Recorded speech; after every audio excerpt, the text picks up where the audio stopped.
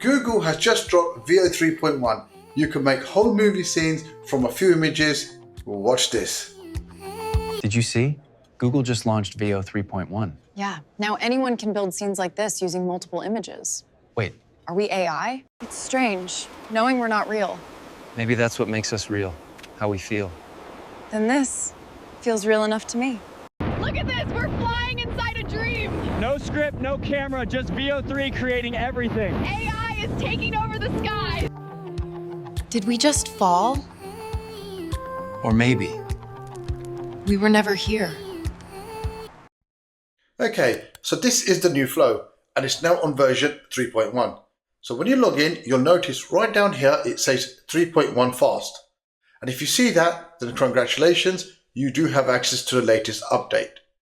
Now the first big thing in 3.1 is how it handles multiple reference images and how you can upload up to 3 now, and that's a huge jump from the previous version which only allowed you to upload 1. So for the purpose of this demo, I've kept it simple. I've kept 1 for the male character, 1 for the female character, and 1 for the environment. And that's all you really need to get started.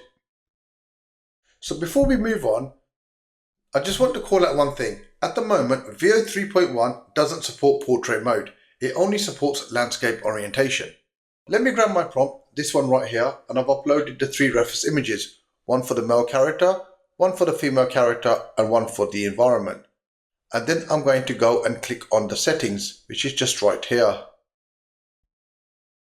So what you can see for the aspect ratio, I've now selected this to portrait.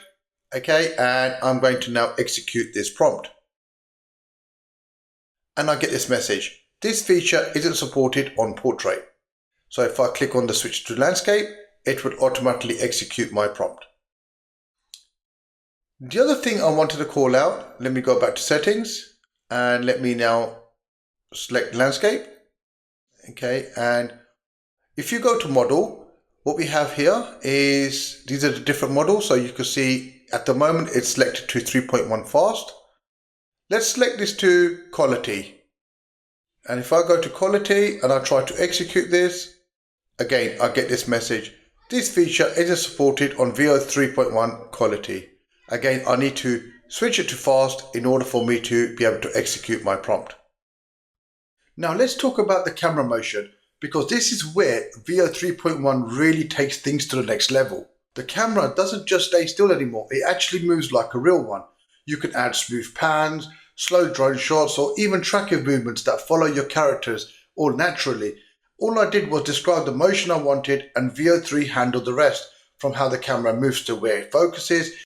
It makes your scenes feel alive, like they were actually filmed, even though it is all AI generated.